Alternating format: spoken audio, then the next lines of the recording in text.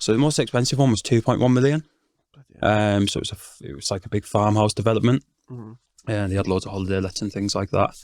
But one of the most interesting ones actually was 2021 when the stamp duty holiday was on, and a guy was buying a property for £1.5 million, and he had to get it through in 10 days to beat the end of the stamp duty holiday, and he did it.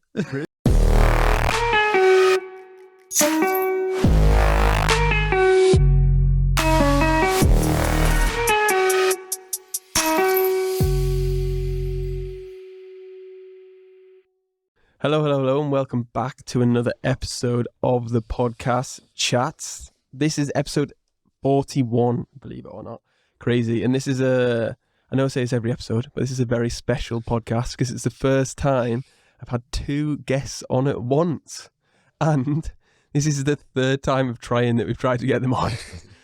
Once you cancelled last minute, didn't you? The second time the studio cancelled, and here we are this time, which I'm very, very excited about. So welcome to the podcast, Glenn and Rob from Lakes Estate. Thanks for having us. Cool. So I prepped you, haven't I, of what you need to do and where we're going to start. So in fact, I don't think I prepped you about this, but how would you introduce yourself if you were meeting someone for the first time? So like to the viewers and the listeners, how would you introduce yourself? Hi, it's Glenn from Lakes Estates. Short and sweet, that's simple. Yeah. Probably just say I'm Rob, part of the directorship of Lakes Estates. Probably wouldn't use directorship, to be fair, but Nice and small. Yeah, trying to sound more important than you are. always. And you're the one who said to me, you don't want to be called an estate agent as well. Director will do. So what we'll do is do the 3 facts about yourself. Are you going to do 3 each, or are you going to do 3 combined? What have you decided? 3 combined would be easy. Yeah, 3 combined, but not that interesting, to be honest. Yeah, my first most interesting one's probably that my grandfather invented E45 cream. So, yeah, I'm not hanging on his coattails or anything. That is cool. My granddad didn't. What did you say your granddad was? Oh, you don't want to straight. Yeah, no, I was their HGV driver. Yeah, that was it. That was as exciting as our family got, really. Yeah, no, we were tallying up before we came. I've sold over £200 million worth of property, 10 years, which has been pretty good. That is impressive. Yeah. So we're fast approaching 300, hopefully. Sometime Next soon. month. Yeah, fingers crossed. Fingers crossed. Yeah, you're the old experienced one. Don't know about old, like. Old being the key part. Yeah. Yeah, and then I renovated 10 houses before I started doing this, so just not that interested of a fact, but it helps guide you to why we are where we are, I guess. Yeah. Oh, cool. So then the first one is your granddad. Yeah. So you told me before we started, so he was the chairman or CEO of Boots? Chairman of Boots, Yeah. Yeah, so he started as a doctor in the military. Don't know how he ended up working his way up, but he was part of Boots as in the creative sort of team. Yeah, and then worked his way up there. Yeah, formidable bloke. Yeah, really intimidating, old school businessman. But yeah, I learnt a lot from him in how to conduct yourself in certain situations. You're right. I can imagine. So then how did it come about that he invented the cream then? I think just they were wanted to make their own cream of that type, and I think there was 6 of them. So whether he takes full credit, I wouldn't know. I never asked him. But the 6 of them were just part of the development of it, from just a plain moisturiser to what it became. But yeah, I don't really know. I would love to know how that stuff comes about. I always found it interesting. On the podcast. Yeah. So then, Glenn, your fact?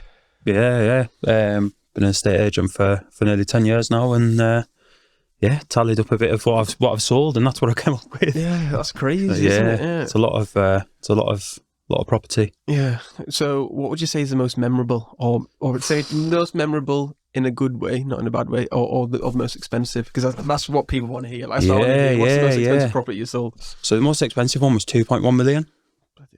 So it was like a big farmhouse development, and they had loads of holiday lets and things like that. But one of the most interesting ones actually was 2021 when the stamp duty holiday was on, and a guy was buying a property for £1.5 million, and he had to get it through in 10 days to beat the end of the stamp duty holiday, And he did it. Really? Yeah. 10 days? Yeah, 10 days. He mustered the cash up. It was some going that. That's It was a crazy. good sale. It was a really good sale. But yeah, 10 days from start to finish. I still don't know to this day how he did it. And the average is about 3 months. I was going to say, yeah. But yeah, he killed it, which was great. Made me look great as well. Why can't it be doing 10 days all the time then? I don't know, to be honest. Solicitors Yeah. trying to earn their money. Oh, just dragging it out. Yeah, loads of extra things. So he would have skipped loads of processes that aren't legal formalities, but everybody does them, just how the system in England works. So he would have skipped everything that wasn't legal, basically. He flew through it, no survey, nothing like that. Yeah, he was class, and like I say, it made me look great because I remember being sat in there, like the owner's kitchen, and I was like, I know exactly who's going to buy this, and they were like, nah, you're talking shit. And I was like, no, honestly, I've got this guy. And rang him up and he was like, nah, not interested. I was like, oh my God. It just made myself look a right divvy there. But no, basically I managed to sort of talk him into going to do a viewing, and that was it. He was sold when we were there, and that was a really good one for lots of reasons. Yeah. High value cool. And yeah. They want your number, definitely. Oh yeah. I mean, he was top bloke as well, to be fair. It was just a good outcome for everyone, to be honest. But yeah, when he told us he wasn't interested at the start, it was panic stations. Like, what was that feeling like? I'm just a typical estate agent talking rubbish, to be honest. So yeah, no, I'm thankful to that fella for coming through for us. To be fair, must have showed him what 10, 15 houses, something like that. Yeah, I think worth noting that he was a proper businessman, so he knew what he was doing and had all his ducks in a line. No normal person could do it at that speed. You know, he had all his proof of everything ready to go because he was actively looking. Yeah, makes a big difference. He was some bloke, like. Yeah. Yeah. One of my friends, he sold his house at the back end of last year, and I think his took about 12 weeks, and it was pretty smooth and stuff like that. Yeah. But I'd imagine there's loads of complications. Another one of my friends, he was trying to sell his house, but then the buyers pulled out last minute and stuff like that, and you just think, yeah, it's crazy, isn't it, how it works? The dreaded word chain. Yeah. The chain breaks. Yeah, it's a nightmare. Just depends, because some are like, even like your maybe your lower value stuff can just take forever to go through. Sometimes the bigger stuff goes all right, doesn't it? Yeah. But it comes down to the system again, though, doesn't it? Yeah. Look, so we've sold a property. An interesting fact about Lakes, to be fair, straight into the business. No messing. Is we sold a property up in Elgin. So it's not normal for an agent to work so far out of their area, but what we did is it was a referral to us. Glenn went up and spent a day there, so he learned the area and all the key information that an estate agent would need to know. And we effectively just sold it with him doing his viewings and really good communication. But the Scottish system is so much easier. You have to put your offer in through a solicitor, and you get a home buyer's report, which gives you basically a value.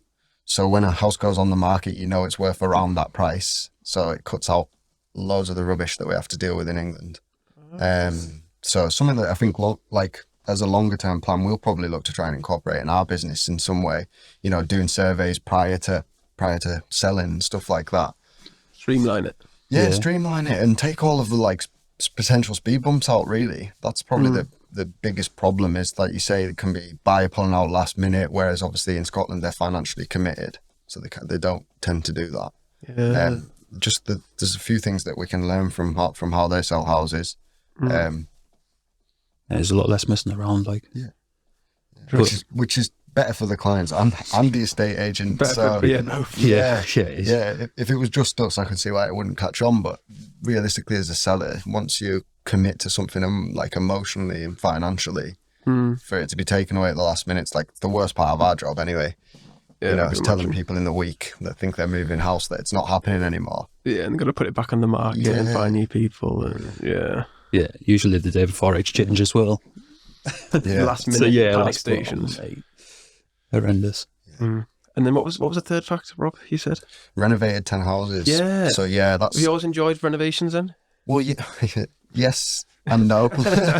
Depends on which one. Yeah. So I was doing economics at university, and I just basically a lot of my mates were a lot better at maths than I was, and I thought I don't want to be an accountant. I don't want to be an economic advisor. I don't want to be anything basic that links to that.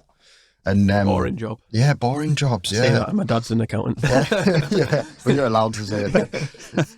Yeah, so I just thought I could make money.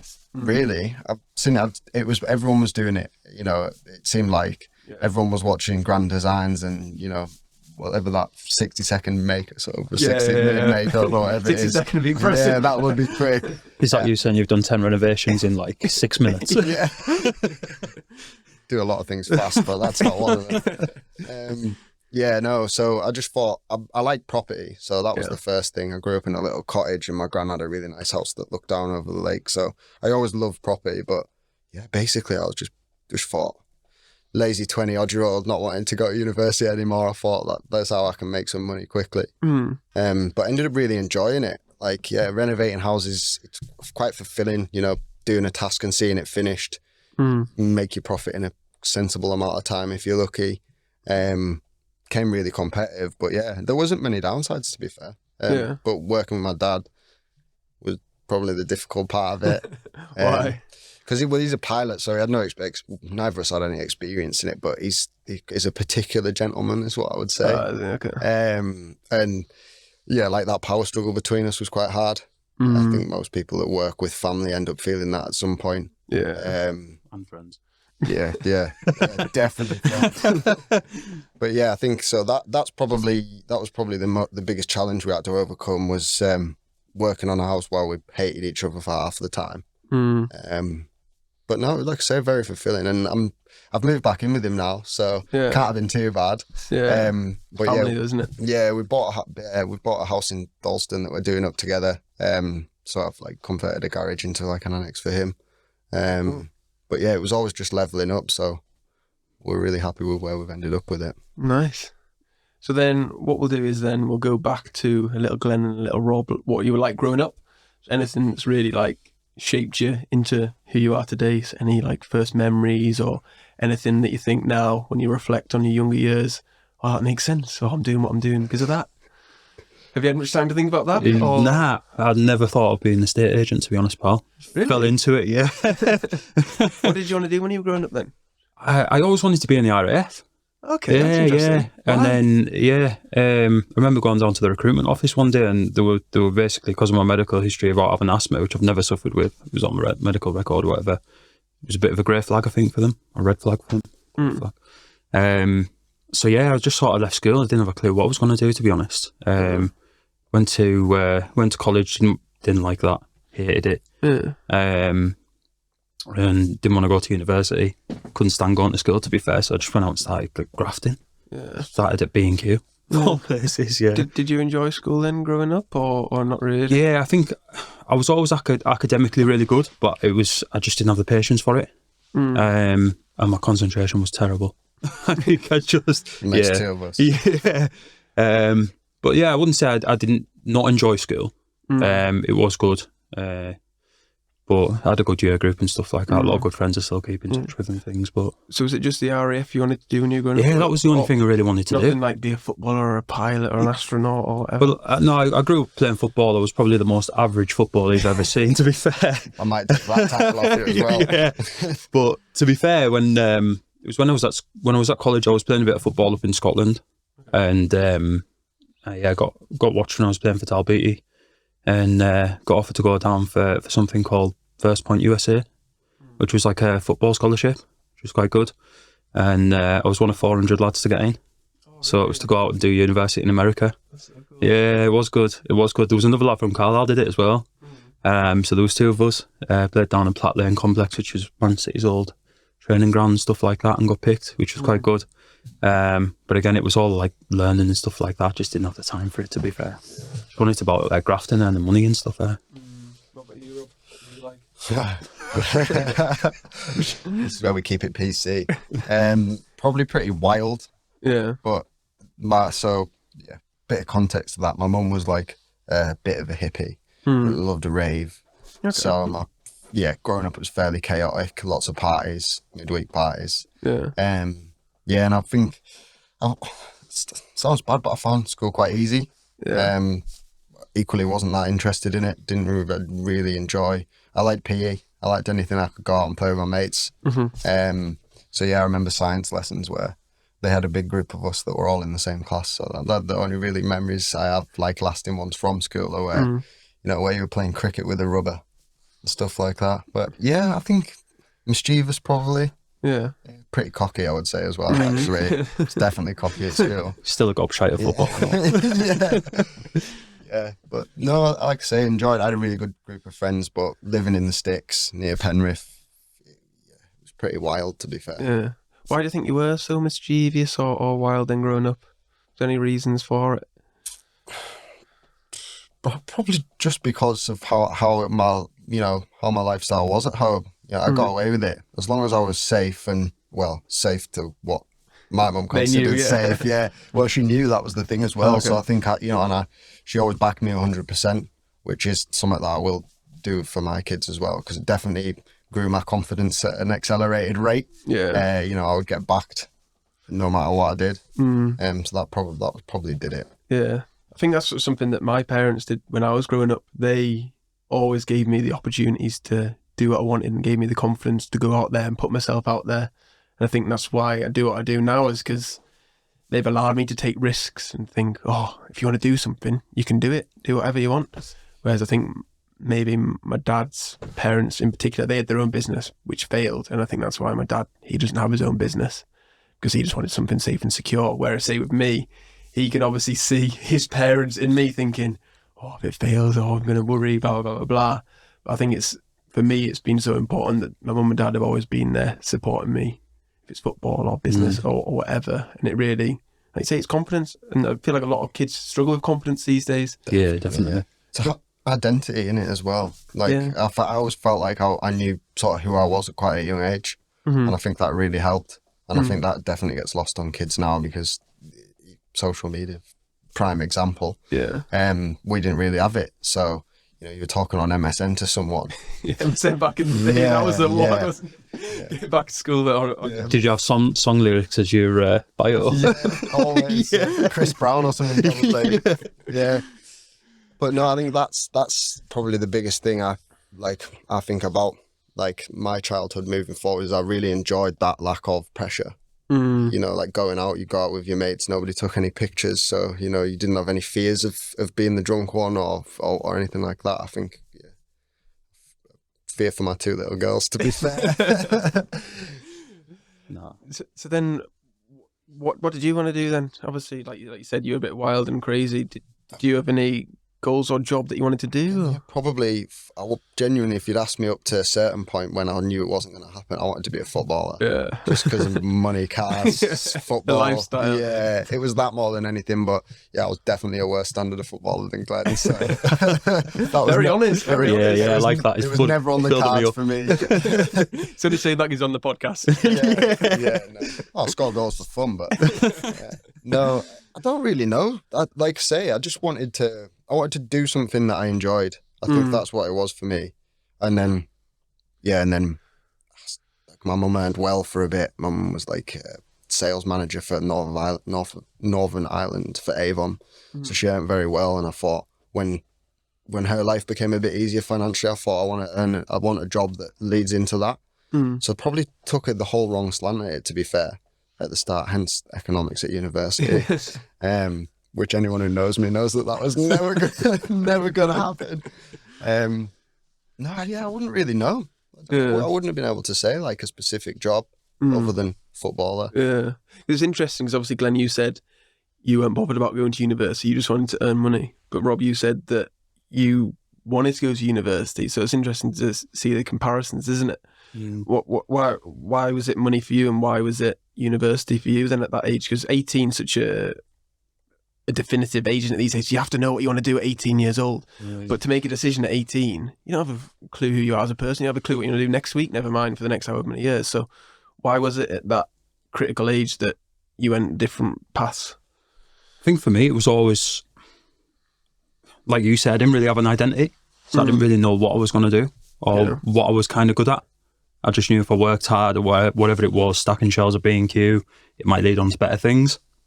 But yeah, just wanted to get out there and start making money, to be fair. Was money always a big thing for you then growing up? Not a massive thing. Yeah. I'm not from the most well-off family or anything like that, but I had a good upbringing and stuff like that. We were never wanted for anything. But I think for me, just always wanted more. Yeah. You know, that's sort of the fire in us, to be honest. I'm never really, like when I'm playing football, I'm never really satisfied until I know I've done the best I can do. And from a young age, I just wanted to get out there and start working, to be honest. That's all I could really think about, doing something different. So yeah, but I remember my granddad, who we were speaking about before, I actually saw this quote on Instagram the other day as well. So I remember he sat us down and I was like, I didn't have a clue what I was going to do here. This is about 18, is it? Yeah, no, probably a bit. No, I was younger than that, to be honest. Okay. I just left secondary school. So I'd have been 16 and just didn't have a clue what I was going to do. And he was like a big literature nerd. He used to read all the time and stuff like that, get me to read. And there's a book called A Boy, a Horse, a Fox and a Mole. And like the boy and the fox, the boy and the horse are in like the woods, doesn't know where, can't see any way out, getting really, really upset. And he turns to the horse and he's like, can't see a way through. And basically the horse turns back to the boy and says, can you see your next step? And the boy says, yeah. And he says, just take it. It's like, just take one step at a time. I remember my granddad sitting me down and just saying, just take one step at a time, just apply yourself as hard as you can to everything that you're doing. And good things will come, it'll just take time. But just be consistent. Yeah, that's so cool. So that was quite good. I've sort of lived my life like that, to be honest. And I'm quite a stressed out person, to be fair. Rob will tell you he's mega chilled and I'm mega stressed. you seem chilled and I'm mega. You both pretty chilled. Ever. It's like an insular thing. But it's right, I think like even with business, like you think about instant success, but business isn't an instant success. It's consistency, taking the time to grow, to learn, to evolve, and just keep taking those next steps forward. Because it's tough. Really tough. And like you say, when you leave school and you haven't got a clue who you are, what you're good at, what you're going to do, where your life's going to lead you, it's a tough one. Yeah. Especially with social media these days, isn't it? Like, everyone wants to go 0 to 100. They want to make 10k a month in 90 days or whatever. They want to go here to there, but they don't want to put in the work in between. Like you say, one step at a time, and you will eventually get there. But people want to skip that hard work part and put in the hours and put in the graft in. Yeah. And I think that's, one of the negatives of social media at the moment, isn't it? They always see the successful person, but they don't see the hours. And I think nowadays, like you say, just hit the nail on the head that it's out there. It's almost like gloating, isn't it? Social media is just about how big and how fancy you are, and the car and the watch and the lifestyle and stuff like that is what you see and what trends. And I think a lot of people panic. They panic because they've not got that now. Yeah. But there's no sort of like time limit on success. Sometimes it can be in your 20s, 30s, 40s, 50s. Just got to keep moving forward. Yeah. Everyone's on their own different timeline, aren't they? Yeah. And I find it hard as well. Sometimes I will compare myself to other people and you think, well, they're doing a bit better than me, or they're doing a bit better. But you need to think that, but it doesn't matter. Like, you'll get there where you want to get, and you shouldn't have to compare yourself. But with social media, you do automatically, don't you? Yeah. It's difficult.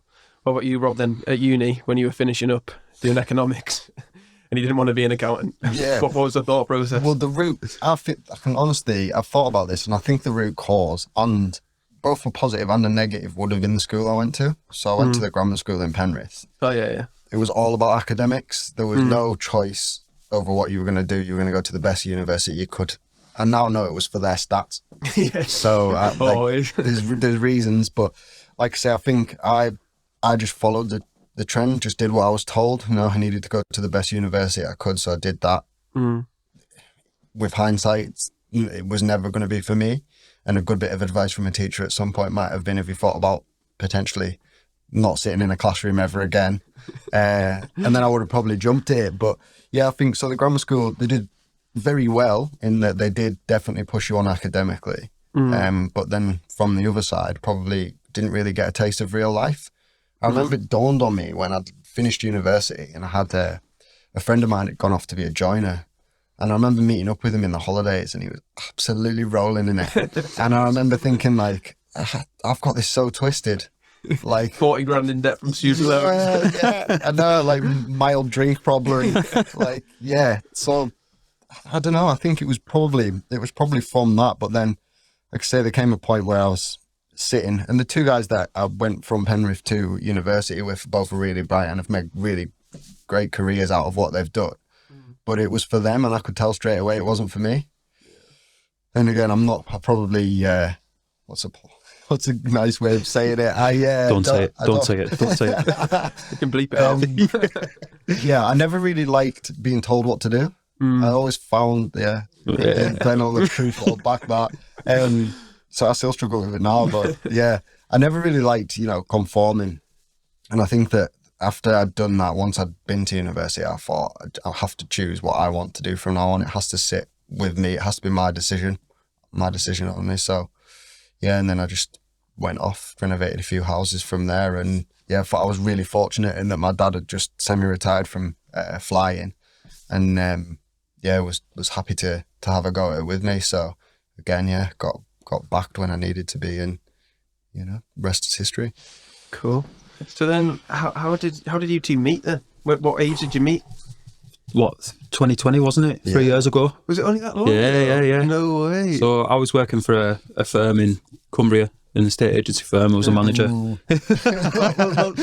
we're skipping ahead there. Should we talk about how you actually got into then being an estate agent or into property? Yeah. So basically, me nan was a solicitor. Mm-hmm.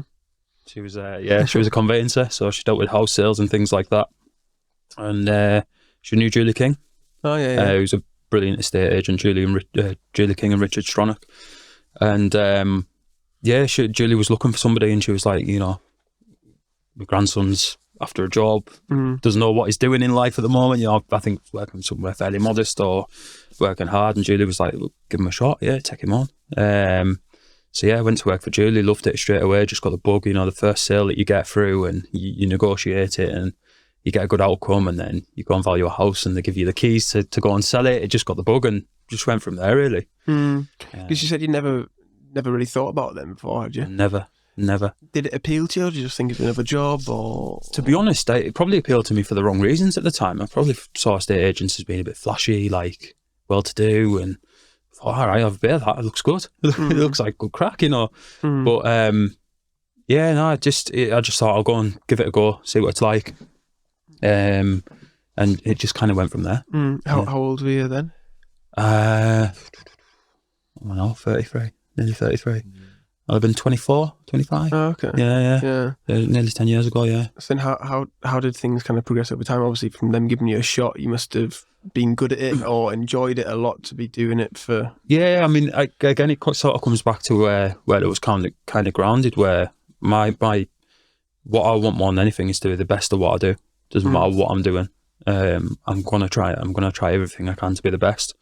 And I kind of don't just want to be there to take part. I want to be the man. Mm-hmm. And I just absolutely worked my bollocks off, to be honest. Worked harder than anybody else, worked longer than anybody else, tried harder than everybody else. And it went pretty rapidly. I went from kind of part-time sales negotiator, which is probably the bottom of the rung in the estate agency. It's probably like you've got your administrators and negotiators, and then worked my way up to value within a couple of years. And then I was a manager.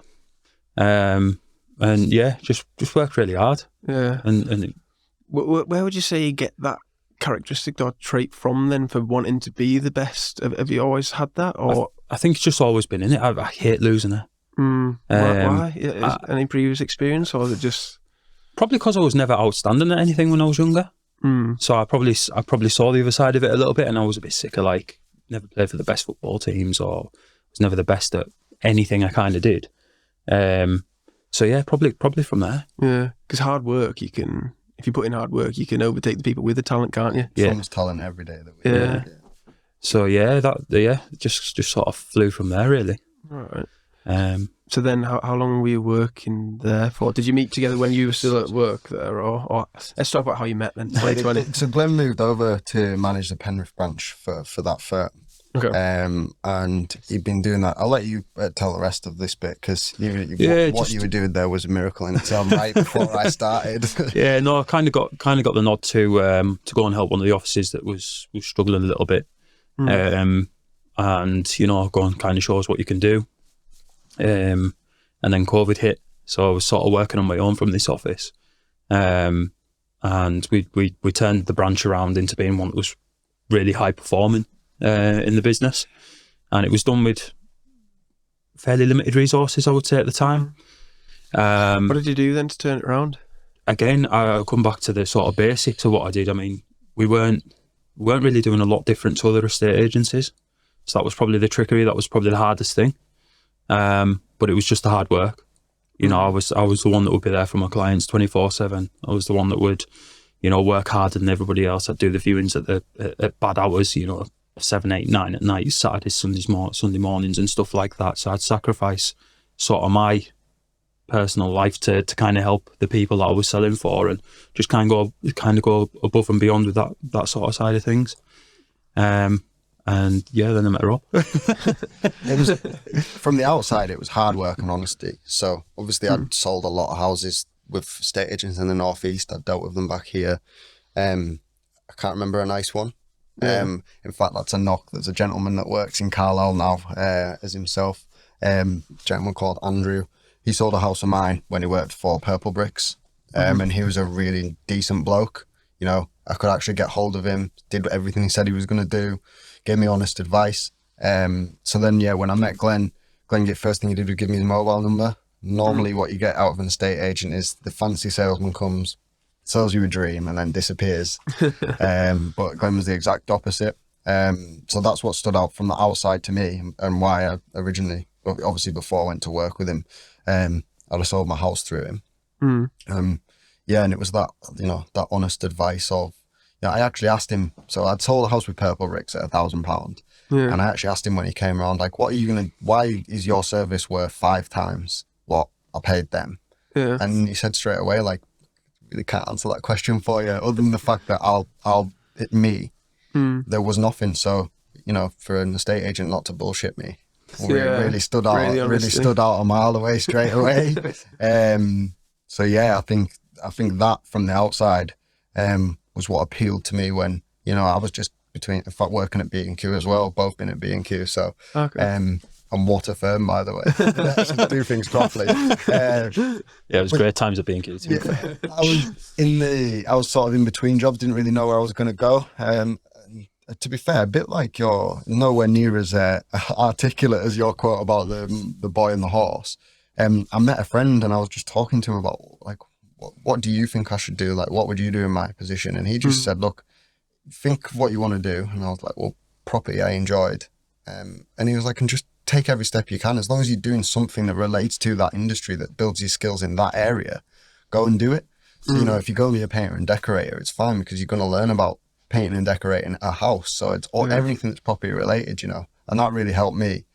That's a good friend to have, though. Yeah, good advice. Yeah, he is a bit of a poet, to be fair, so I appreciate that. But yeah, I think that led me to when I met Glenn, jokingly said, do you want my CV? And he was like, yeah, well, I'll take your CV straight away. And yeah, the rest is history. And yeah, man. Been boyfriends ever since. Yeah, it's mad. It's been a rapid. Yeah, it's been rapid the last 3 years. We just had this idea from the start, didn't we? Yeah. So what was like the first conversations then to have the idea? Who proposed it to the other person? Probably both just fell across it ourselves, to be fair. Like we sort of had we've got very different personalities, which I think is why we get on so well. Like the things I'm not good at, he's brilliant at. And, that's really good. I'd like to say sort of vice versa. He's probably going to say, no, I'm brilliant at everything. Well, there is that. But we sort of like leveled each other out, to be fair. And then we just got chatting one day and we were like, what if we could just do something different? What if we just, you know. It probably started from the negative conversations about what we were doing. So there's two things that stick in my mind. One, I never understood, like I asked Glenn when he came to my house, why I was being charged X amount. Yeah. Like there was never any nobody could ever answer that question. So that always felt wrong to me. So I probably complained a lot of the time when someone started to come to work for him, like, why do they do this? Why are they robbing that person? But yeah, and I think it probably formed more along those lines, didn't it? If we were doing it, we would do this differently, or you know, first thing probably spoke about was like breaking it down, moving it away from like the percentage value of your house. Okay. So I really crude. I remember the first time I said this. It's like if you walked into a barber, gonna put a big old target on our back. Yeah, no, I am. If you walked into your barber and they said to you like, "Show me your wallet," you'd be like, "Why would I do that?" But when an estate agent walks in your house, that's exactly what they're doing. They're sussing out how much money you've got, and not how much net worth you have personally, but what your asset is. And then they're going to charge you off that. And it always felt really wrong. You know, if you went in for, if someone with a Ferrari and someone with a Fiesta goes for a service, the Ferrari doesn't cost £2 million to service. Like, all right, it costs a little bit more, but they can explain that, and estate agents never could. So I think that was one of my biggest, like, one of the flaws I saw in the industry.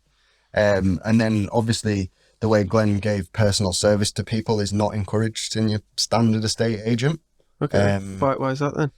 Time and resource, really. They want you to be listing houses. You know, like a lot of agents will commission their staff based on like listing a house. Well, listing a house isn't the job. You know, it's like a small part of it. So that always felt wrong as well. You know, you should get, if you're getting commission, it should be once you've finished the job, once it's sold and signed off. So yeah, and then you actually came up with the brand. I don't know how that came about, but sort of I always had the idea of Lakes Estate. It sort of baffled me that there wasn't I mean, we're in the Lake District. It's a hugely attractive area to a lot of buyers outside the area. So it's, you know, straight away, just Lakes Estate kind of just it worked. It rang. It's exactly what it says on the tin, isn't it? Yeah. It's simple but effective. You know what it is. Yeah, and then the name's so important, isn't it? Oh, massive. And then we just wanted a brand that was synonymous with quality. You know, and were all the handles and domains all free? Yeah, they were. He actually sorted them straight away, to be honest. Yeah, that's the first thing I got at. Yeah. But we were watching. There was something we were watching as well where they'd not. Oh yeah, was it The Apprentice? Yeah. They sat down at the end of the show, didn't they? And they were like, "Lovely idea, but who's that?" You're gonna have to buy them now. So yeah, no, it was the first thing we did was we bought the domain names, didn't we? Yeah. And then we were just like, let's get this done. You only live once, don't you? Yeah. Obviously, so were you just in property full time then, Rob? So I was working at B&Q. Just moved into a house that a developer had done. And sort of, I would have done more renovation had I not got into this. To be fair, that was the way I was going. Yeah. So then, obviously, you had the idea, and then what was it like leaving your job, Glenn? Did you always wanted to have your own business, or was it just kind of developed over time? Yeah. Yeah. No, I'd always wanted to work for myself. But yeah, it was taking the leap. I'd imagine would be a big jump. Yeah, massive. I mean, it was. Yeah, a lot of days sort of sat down, prepping, leaving a very, very comfortable job where, to be fair, they treat you very well, to starting from scratch and being, you know, no income, sticking up. Baby on the way. Yeah, luckily the missus is well chilled out. She's great. But yeah, it was a massive leap of faith, to be honest. I spoke to as many people as I could, but to be fair, I thought if I'm going into business, I couldn't do it without a better guy beside us, you know, and to me that felt quite comforting. So I kind of felt like I was confident in myself, but I felt like with Rob, it's kind of like another level of confidence there, like somebody else you can rely on.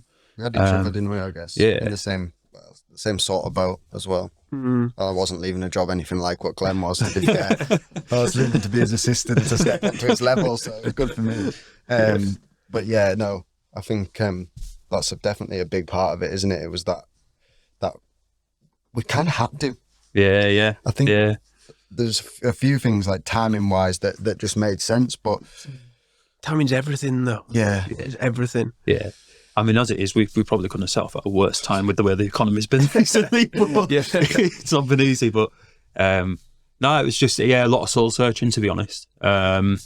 And I guess, like you say, you look at some of the best business people in the world that started from nothing, and probably in worse situations than I was in. You know, down on the last dollar, and you know, absolutely nothing going for them. And you see that some massive business people out there that have been hugely successful, but always knew it would be hard work. But I've got faith in our idea and what we're doing. I think no business comes without risk, does it? And I think we came to that point where we thought, I mean, I'm sure every business person's the same. They're probably overconfident in their own idea, especially me. But we got to a point where we were writing all this down, like writing basic business plans, and we're saying like asking each other, like, how can that not work? We genuinely believe so strongly that there was change needed to happen, and that we had some parts of the puzzle. So I think it was sort of like we got to a point where we were like, well, if we don't do it now, we're just going to have to just do it for this company, or you know, try and I'll just park it and move on, because again, estate agency probably hasn't moved as fast as it should have around here, but most industries develop that quickly that if we'd waited another 6-12 months, there'd have been someone that would have stepped into that gap. I'm sure of it. Yeah. I remember when I first started my first business, I had a business partner in Cardiff. That's where I went to uni. And me doing it with him, when you're saying about the support thing, it was so important to do it with somebody, because nobody else gets what you're going through. Like, you can say it to your wife or your girlfriend or whatever, but they're not in it with you at the same time, are they? They don't know the stresses and the pressures or the cash flow and all that kind of stuff. And I think going in with somebody is important, but the reason why me and my business partner split was because we were too much of the same person. So that's why you're saying you're different. I think that's vital to success, isn't it? Because like, one's good at one thing, one's good at the other. Whereas we were too good, not too good, too similar, at the same thing. And that's why like we're good at the same things. It's like, what's the point? You're just harping the money for no reason. Yeah. But yeah, that's just something I just wanted to highlight there, which I thought was important. Because now I'm on my own. I'm building a small team that people who are better than me in different areas, like videos and photos and editing and stuff that I'm not that good at, and other people are better at. Yeah. Because if you're too similar, then you're never going to succeed. I don't think personally. That's just my opinion. No, I agree. I think morally, with me and Glenn are very similar. So there were a lot of, a lot of our core beliefs of what we wanted and where we wanted to go were the same. But the way we would get there, I've probably never been two people who have argued more and stayed friends in 3 years' time. But like, we do see things differently. You need that though, don't you? Yeah, 100%. Shouldn't agree on everything. No, Glenn levels me out, and I probably poke you when you need to be poked. Yeah. No, it's that constant challenge though, isn't it? Because you can challenge yourself, but if you've got somebody else challenging you as well, like, it keeps you at your peak, I think. Yeah. So we're never afraid to kind of like challenge each other. And then what we find is we come up with an idea, and then we kind of thrash it out, and then we sort of come up with something better. We move it forwards. But it is good to have that constant challenge, to be fair. Bit tiresome sometimes, like especially on a Monday morning. Slagging each other up when you get home at the night. Yeah. I can't believe you said that. Yeah. So then, what was the first day like then? When you first launched, was it a big boom, or was it just a bit of an anticlimax? To be honest, it was probably a bit, for the first couple of months, a bit of an anticlimax, to be fair. You've got this idea of like, we think it's brilliant. All the feedback we're getting from everybody that wants to tell us it's brilliant is brilliant. But then I think, not just being sort of lazy and blaming it on the economy, but things just kind of took a downturn really quickly with the mini budget and stuff like that, and the recession. And it was like, oh my God, the first couple of months we're thinking, oh, what's going to happen here? And we didn't really have an office. No, we didn't. So we jumped a bit quicker than we had our office ready. So there was no like doors open moment, like launch day. It just sort of happened. And obviously being part of it from ground up, we probably spent 2 months before we were even a business for anyone to see. So it felt like we'd been in it a while. By the time we actually, had a business that we could then go out and list houses with, it felt like we'd been through it by that point. It was, the first few months were a challenge, real challenge mentally as well, because you're sort of thinking, oh my God, when's it going to start turning money over? What's going to happen? But to be fair, we just sort of stuck at it. Keep working hard, as you say, take day by day. Don't think of the long-term success, just think of tomorrow's success, and sort of just do something great every day. It doesn't matter what it is. You're helping someone in the street, or just do something great. Keep yourself mentally at your peak. And to be fair, the last few months have just been brilliant. Absolutely brilliant. I think that's one thing that people don't talk about in business, maybe. It's like the self-doubt. Like, everyone has them days, don't they, where, I know you're saying like, oh yeah, this idea is going to work, but them days when you wake up and you think, is this really worth it? Or is it going to work? Or fucking hell, am I doing the right thing? Or whatever. And like you were saying earlier as well, you always have to have that belief in your idea to think, just click yourself out of it and think, yeah, this is a good idea, it's going to work.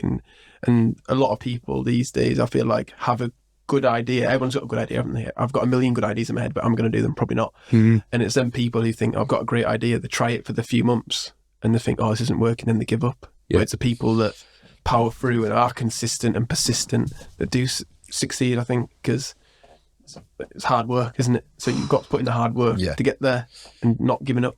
So what's the plan then in the first few months? Obviously, like you said, that first few months was a bit, I'm not sure, but when you first went into it, where was your headspace and what was the next? Probably blind faith. I was like, we're going to get a million calls on day one. Like, we're going to have everyone we know is going to want to sell their house. Like, Yeah. so I think, we probably got a bit of a shock. Me and Glenn were never expert marketers, so it's worth noting that we've had that support from the others that are involved in the business. So that definitely, knowing there were avenues we could look down, that really helped us. But we definitely expected to be busier than we were in the first few months. I think Glenn obviously carried a bit of a reputation, so he brought some early business in, which really helped us. That was a good reputation, by the way. Yeah, not a normal estate agent's reputation. Yeah, so that made a big difference with getting us going. And obviously, it's word of mouth, same as any business around here. We had to show what we could do before anyone, 2 30-year-old blokes, one from Penrith, one from Carlisle, saying we're great estate agents isn't going to ever hit home with anybody. They need to see your track record, see what you're doing, see the media that we produce with our media partner. So, I think it was just a bit of shock at the start, probably, wasn't it? What the hell have we done? Yeah. But we've got a few properties at the start and things like that, and they were good caliber, and then we were able to sort of showcase what we could do with them and the way that we could market them, and I think that sort of caught people's attention, and then it was just a bit of a snowball effect from there. Started getting a few more on, then they started getting calls from past clients and things like that had realised I was at Lakes Estates, because obviously then, we just assumed everyone would know. But they didn't. Nobody gives a fuck, do they? Literally. No, you think they do, and then you quickly realise nobody cares. Hello, we're here. Yeah, no, it was like literally, we're still getting people now saying, "Oh my God, you're at Lakes Estates. Oh, we'll give you a shout." I rate the branding though. I think the branding is really cool. That's the one thing that stood out to me. I was like, that looks shit out, to be fair. Yeah, no, good. And we've had lots of really good feedback about that, to be honest. And it was hard because again, when you think about estate agents, I think there's a certain perception around them being flashy people, and there's a lot of really good estate agents, to be fair. So it isn't, it's not a swipe or anything like that. But I think the public, I think a lot's strong. I think, but I think the public's perception might be, flashy, arrogant salespeople, that type of thing. I can't remember where I was going there. You thrown me right off. It's all right. Well, let's maybe talk about what were you trying to do differently, or how were you marketing yourself differently? Because like you say, you were working for 6 years at the place? About 8. 8 years, 8 years. Yeah. So then obviously you was slagging them off, saying, well, why are they doing this? Why are you charging this? Yeah. So what were you trying to do differently? So for me, I always had this idea of being a premium agent, not in the sense of just selling premium homes, but offering a premium service. And we've all talked about what we're good at and what we're not good at. So one of the things I found frustrating was kind of like taking my own photos of somebody's house, and that person, it's usually their most valuable financial asset. And I'm going out to take a photo. I'm not a very good photographer, to say the least. And I just, so even stuff like that and marketing, I would often say, like, can we have a marketing budget? If someone had said, there's 10 grand, go and spend it on that house, I wouldn't have a clue what to do with it, or how best to use that money or whatever. So it was just, for us, it was like, what are all the components that are needed to offer a premium level of service? And it started with collaborating with the best photographer, the best marketing firm, best digital marketers, best social media marketers as well. All that stuff sort of came into it, and we were like, so what if we had a really premium brand, really premium level of service, and we were collaborating with the best in each area in terms of expertise? And it was sort of just bringing all that together. That's what we wanted to offer. And it wasn't a case of like cutting corners. We invest heavily in the properties that we market. Now, I don't think there's many other estate agents that would invest as much money into marketing, say, your home as we would. Because before we're paying out photography fees, we're paying out marketing fees. It can be in the thousands. I don't think there'll be anyone that touches what we invest into people's houses. I think it's a lot of it, and it comes back to what you were saying before about the value of time. For estate agents, it's kind of like stack them high, sell them quick. Get them on your books, get them off, get them shifted, get the commission in quickly. Yeah. For us, it's about like luxury. When you're selling your home, like it's a real luxury experience.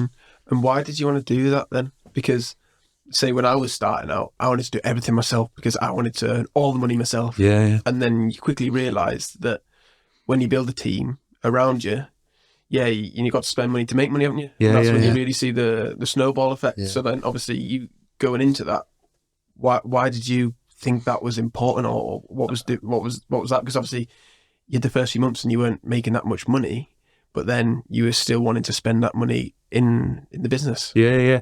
I think it comes back to what we were saying, touching on earlier on about that sort of standard, the standard I hold myself to. So if I'm playing five-side football, I want to be the best on the pitch, not just for myself, but for the team.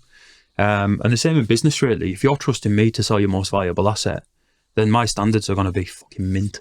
You know, they're not going to be average. You're not going to get an average service. You've got me, and I'm going to be mint. I'm going to be at the top of my game. And it's, you know, again, if you're trusting me in that position, then I'm not a qualified photographer. I'm not a good videographer. I'm not a great marketer, but I'll collaborate with the best people, and I'll invest in them to make sure that you get the best result for your home. A lot of it's about service, isn't it? I think what we found was falling short is there's people that were. So there's two sides to this. There's the service which people actually need. You know, I remember getting slightly told off for spending time with an old couple who hadn't sold in 40 years, and I was walking through their paperwork, and I was like softly advised that wasn't part of my job, and it just felt wrong. So I think that was one of the reasons we wanted to make sure that we could give the best level of estate agent service we can to our clients. But then the price sort of came into it as well. I remember we sold a house, a small house in the middle of Penrith we ended up getting 65,000 for it. And at the same sort of time period, we were selling one that overlooked Ullswater. Hang on, we didn't get 65 grand for it. Yeah, no, we didn't. we got paid about £1,000. Yeah, that's the point. Yeah. So we sold a house at 1.4 million and a house at 66 grand, and we took £1,000 from the 66 grand one and 14 grand from the other house. I dealt with my man hours were the majority of the hours in them, Glenn's included as well, but we spent more time on the small property. Like that small property sale cost the business that we were working for more money than the big one, like comfortably. And that felt very wrong. You know, you're effectively using that big house as your cash cow so that you can fund selling at the lower level. So we wanted to, originally when we started Lakes, we wanted to be able to sell everything for anyone. But what we've realized is because of the amount we invest, there's cost implications to that, obviously. So Look after yourself, haven't you? Yeah. And I think, you know, we couldn't offer our service to under a certain, you know, commission for ourselves. So that's why, again, it's not a percentage commission. We basically price off what our minimum service is. And then any additional like what a normal estate agent would call an upsell is just something that we would recommend to a house that needs it. So, you know, we're not selling your 3-bed in a cottage in a village that's going to sell in a week. We're not selling them an advert in Good Home magazine for £1,000 because it's not going to make any difference to selling the house. Yeah. So I think that was probably fundamental in it, wasn't it? As well, Just as the value for money. I think is something me and Glenn are both very, very big on. Yeah. When was that switch moment then? Because obviously, like you say, it's very easy, isn't it, to try and cater to everybody or offer your product and service to everybody. Yeah. You cast your net really wide, don't you? Like if you've got 100% of your energy and you're trying to do 5 things at once, you're only going to get 20% there, aren't you? Yeah. But if you're focusing on, like you say, you're smaller, if you're doing 50-50, you're going to get like 2.5 times there quicker, aren't you? You're going to be more focused and you're going to get the word of mouth and that kind of thing. So when did you realise that was going to be the best direction to go? Probably about Christmas time. Is Christmas just gone? Yeah. Okay. We were at about a 6 month. We've probably been operational about 6 months. And to be fair, I think you just hit a very good point there that you can't offer your services to everyone. It probably just isn't going to suit. And you know, that's what we realised pretty around that time where we actually were very good in a certain level of property where there's a bit more complexity maybe to the sale, or it's higher value, so you've got a smaller pool of buyers, which requires more marketing, for example. Or the people want more of your time. Oh yeah, or there's people that just the clients that want you, like what I wanted from Glenn. I wanted his mobile number, and if there was anything going on, I was going to ring him and give him sticks. So that was a big part of it for me. And we cannot compete with the likes of your Purple Bricks and the people who can work at that really base level because their service is shocking. You know, you get in a call centre. Your agent's has been paid for listing your house, so you never speak to them, you never hear from them again. You know, like we can't compete and we don't want to at that level. I think that's probably the one thing we struggled to put a value on was our time and ourselves. Yeah, I struggle with that still. Yeah, And I think at the start we were probably giving a little bit too much, to be fair. Always do when you start out there, don't you? Of course you do. Go above and beyond, and Course you got you do. more time as well. Yeah, and to be fair, a couple of our clients said that was really good value for money. Like, you know, reviews that people have said were groundbreaking. What we've done, we sold a house that was on the market for 3 years. Didn't change the asking price. We completed it on it in 3 months. You know, that showed our skill, and our marketing was levels above. You know, Dave and Chatzzz, and they were amazing. You know, they came to us straight away, and they were like, "We'd have paid double for that." You know, you guys are dynamite. You know, and that was probably the point where we sat and we thought, "Hang on, we're putting enough value on ourselves. Now we're backing ourselves." Worth noting that our other director's more financial based. So there were some harsh conversations. But I think there was two things that sat with me after our meeting just around Christmas. The first one was that nobody had ever said we were too expensive, which for me, that's great. That's great, really moral. That's fantastic. But from a business sense, you can imagine how that conversation went. You know, you need to be charging enough for your service. And then the other side was mathematical sums. We sat with an accountant and worked through our numbers, and we actually what we were charging for our base level service, which far exceeds normal, by the way. This was base sounds bad, but was not enough. It's the top and bottom of it. So the numbers we want to do, we don't want to stack them high, sell them cheap. We actually want to get to a point where we sort of limit the amount of property we take on at a time to really keep our service levels where we want them to be. And I think that was when we started doing those numbers properly, you know, having had the running costs nailed down, and obviously you work those down as low as you can as a new business. But then once we realised we'd done everything we could do, and we looked at the numbers, we have to set our level at where we are now. It's been good. It's been good though. I mean, for us, transparency is a big one of our core values. You know, we want to be transparent with people. So when we sit and we explain it to them that, look, we're not just creaming off the highest level of commission we can. As a business, this is what we aspire to offer you. That does cost, and we do need to keep the business running. Most people get it, and you know they don't do these days. Yeah, they don't feel like we're taking advantage, and that's been really good, hasn't it? That's what we wanted to get across. You know. And because of the way the normal system works, we are actually great value for money for anyone above. So the average house price is just under 300 grand. If you're comfortably above that level in your house, then we can give you value for money as well. So we actually don't miss out on that side. Like I thought, you know, if once we moved away from that we would potentially not be value for money, but we definitely are. Especially, like say, bigger your house, the more value for money you get out of someone like us who doesn't price off the price of that house. Yeah. That's interesting then. I suppose, like pricing something is difficult, isn't it? Yeah. People who've got the pricing down, I don't think they really have. They don't have a clue. No. It's, I still find it hard now. I think I always will. It's like you say, pricing your time into things, because it just technically doesn't cost you anything, technically, does it? No. But when you work out the numbers, it definitely does. So then how have things kind of kicked off since then, since December when you had that meeting and you kind of rejigged things? Been really good. Yeah. We're taking on more properties now. We're getting really good, a good sort of cross-section of properties as well, really diverse properties to sell. And I would say we're probably positioning ourselves in the area that we wanted to be, that we wanted to stand out in. What is that specifically? Sort of, the premium end of the market, to be honest, is I think where Why are you laughing? Because there's two national franchises that both begin with F. And they rip people off, is the short of it. So that was really where we saw where we could really help the market. Like I say, we can't compete with some people at that lower end, but the service that we can offer very closely resembles and exceeds in some ways what you would get from the national franchises. So I think they had the biggest target on their back for us, didn't they? Yeah. I mean, for us, we exorbitant fees and what you hear. We definitely knew that was an area that we could stand out. And given our track record of dealing with, as you say, complex sales, higher value sales, we just felt naturally that's where we would be best placed. And they absolutely did not want to just set off and be like everybody else, which is why we have been quite radical in the way that we've changed things. But it's curious because we've seen some interesting things over the last few months.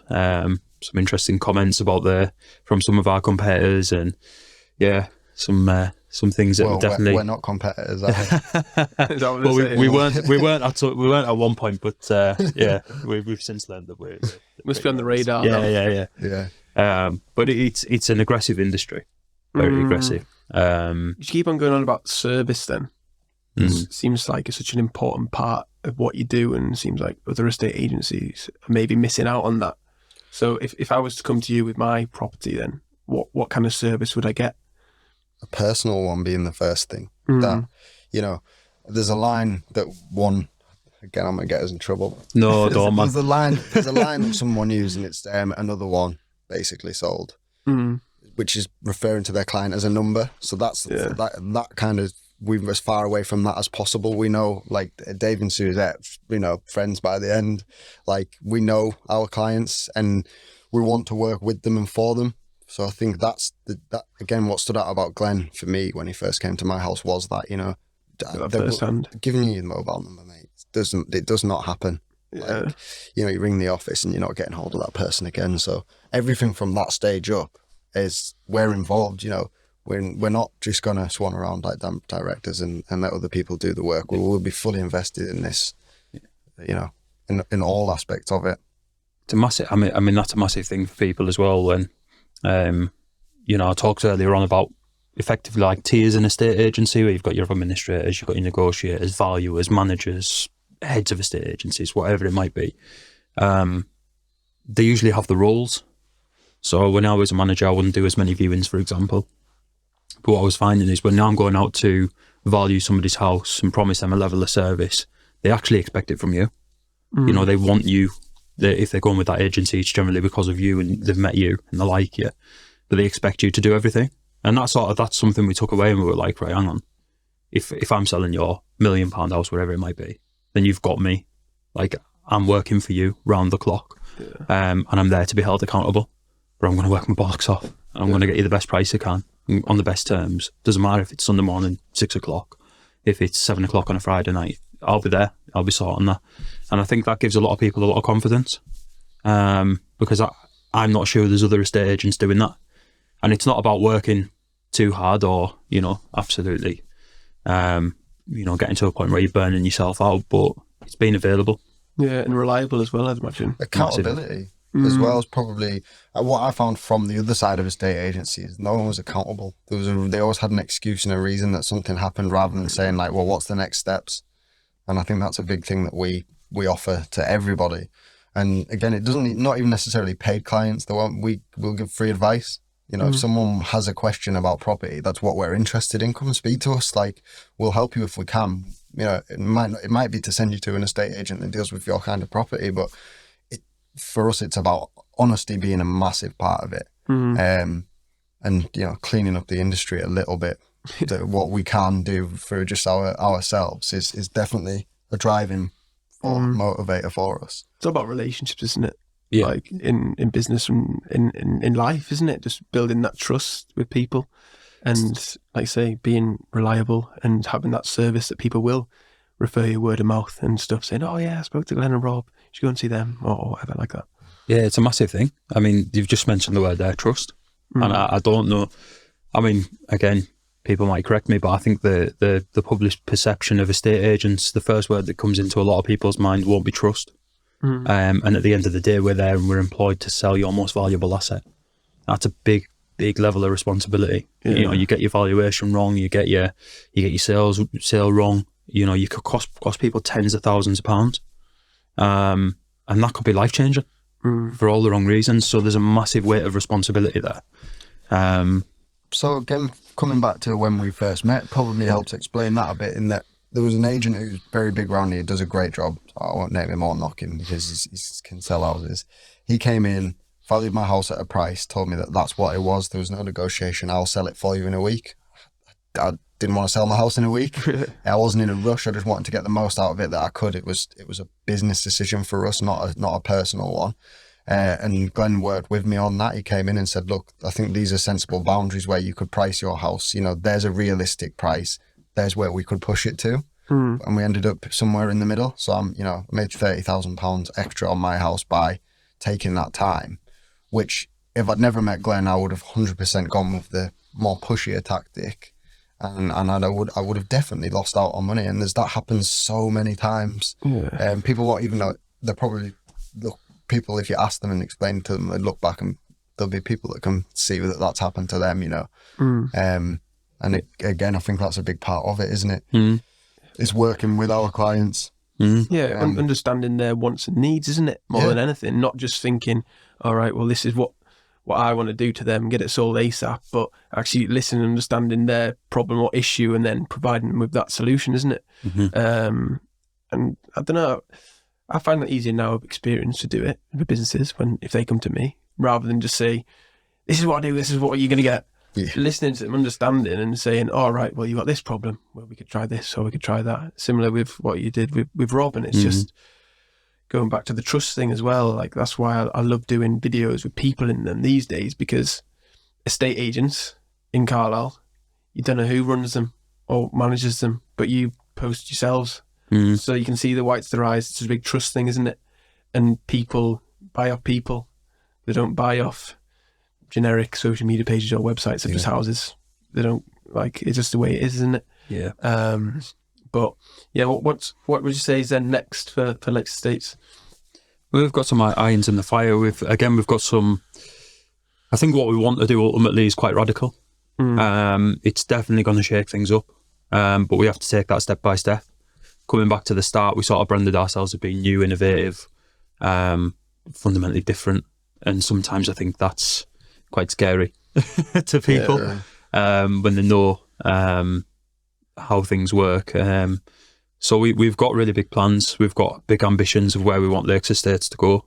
And it's just implementing one at a time, being strategic about that. But we touched on one of them before in like the Scottish system. Yeah. So again, it's because of, you'll know how labour intensive it is when you're a part of a small business. It's about time planning. But now we feel like we've got, you know, all the stuff, the first year business nailed down, and we know what we're doing. It's about taking steps. So first thing, we'll be looking at something like a bit like the Scottish system, potentially speaking to MPs and such, as seeing if there's anything that can be done about correcting it. But definitely to try and work on houses for us where it makes sense, you know, where you know there's going to be a survey or something like that. Potentially start dealing with those transactions in a different way, just to try and make the whole system a bit better. That's a radical change that we would look at, like, as a real long-term goal. As well as we would love to be, like, in crude terms, a one-stop shop for property. So when you come to us, we sell your house, but we can also have it renovated, you know, do your removals. We've got a solicitor that works with us, so that basically we work like as we do now, and they're not our employees by any stretch of the imagination, but the people that we work with are not the ones that we get the most money back from, because that's what a normal estate agent will do. They'll just pick who's giving them the best kickback. So we don't go after kickbacks from people. We just want to work with good professionals. And I think that's what we want to grow outwards. So, you know, we'd love to have a solicitor or a team of solicitors that we would recommend because they work with us. You know, keep it all sort of within our service. So again, it comes down to service. I said to someone this morning in a meeting who's a financial advisor, that their service mirrors ours. Like the way they treat people mirrors ours. So we would like to work with them, and I think that's what we want to sort of grow out, is to make sure, because right now we can't do that. So, you know, we do have a surveyor that we would recommend and a solicitor we would recommend, but we don't have, it's not a big enough machine yet. And I think that's a, you know, a long-term goal for us. But like Glenn says, a sort of just step by step at the minute. Yeah, it's just time, isn't it? And people want that one-stop shop, don't they? They want to just go to you2 and then know everything's been handled, and they can just say, oh, Glenn, what's the update on this? Or Rob, what's the update on this? It's just easier, isn't it? Yeah. People will pay for convenience. Like, look at Deliveroo and stuff. You could go to McDonald's down the road, but you can't bother to just get it delivered to your house. Yeah. That's probably a different example. It's the same lines though, isn't it? It's the same lines.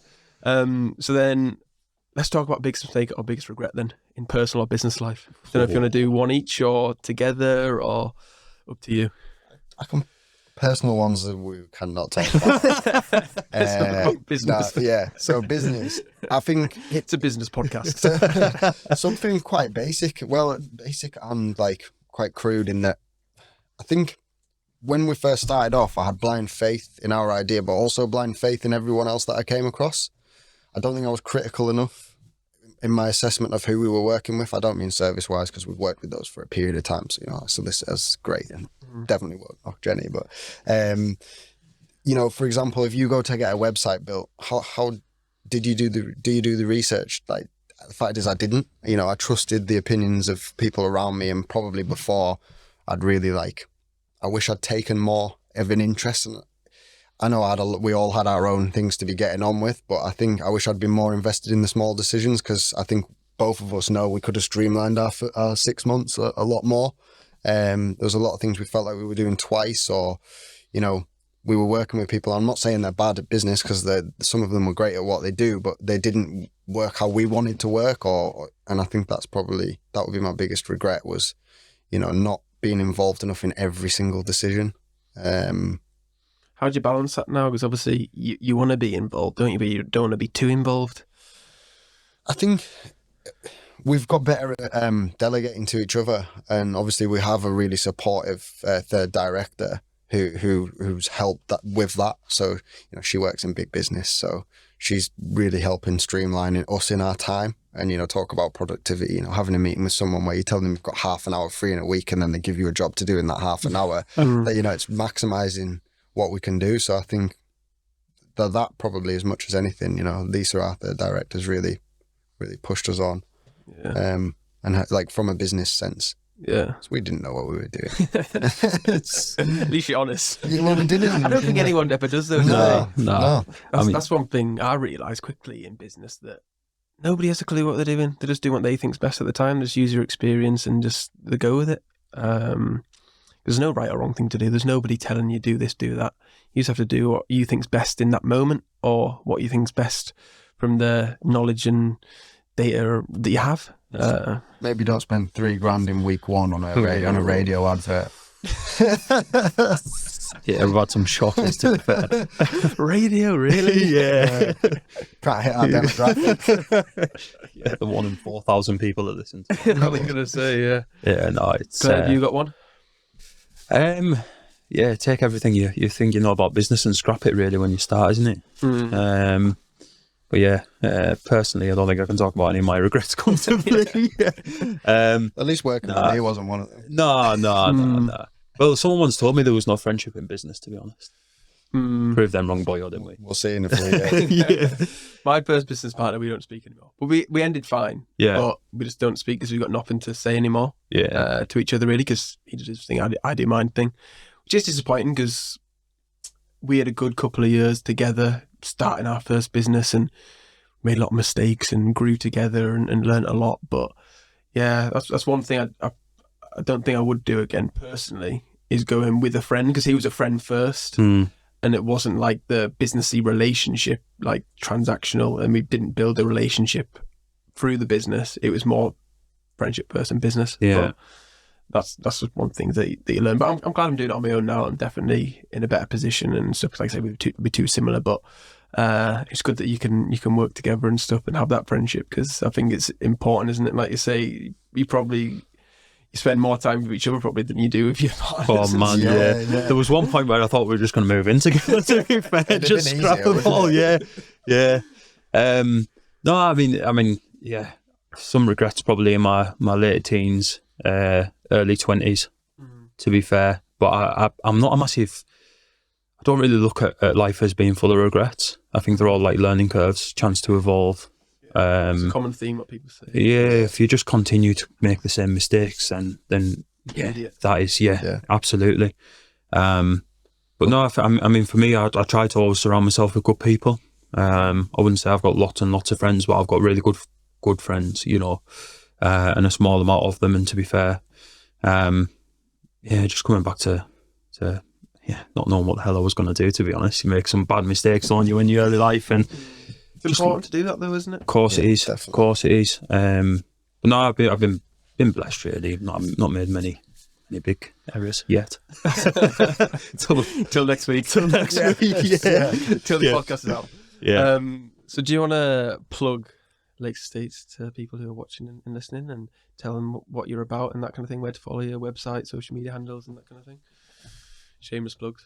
Yeah, so lakesestates.co.uk. We're glad to grab that one, to be fair. I'm surprised that wasn't taken, you know. Yeah, well, there was only one other firm with the same name, and they did property like something different in London, so not competitive. His name was Lake. Yeah. Instagram, Facebook, The Lakes Estates. Instagram's probably our biggest one. But yeah, that's where we're at. We don't use Twitter because it's just people abusing each other, isn't it? I use it for news though. Football news, it's good. Yeah, football news. Yeah. Go on the search and see what's trending, and then you're like, oh, Everton have lost again. Yeah, a bit of the Saturday afternoon gambling as well. TikTok, I believe we're on TikTok. I'm not. Couldn't tell you. I've never been on TikTok. I'm by no means social media.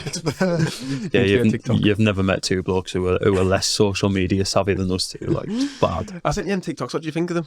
Yeah, good. Yeah, I sent them on to you. They were sort of luxury houses. They were good. The woman was well fit, but that's why she's getting all the views. They're like boyfriend and girlfriend. Oh God, she's got like 5 times the amount of followers for obvious reasons. Yeah. No, right, good. Cool. So I'll just wrap up the podcast here. Everyone, thank you for watching. If you're watching on YouTube, make sure to subscribe. Got my words twisted there. Like the video, comment your favourite part. If you've got any questions for Glenn and Rob, leave them in the comment section below. If you listen on Apple or Spotify, make sure to follow the podcast and leave a 5-star review. We'll see you next time. Bye.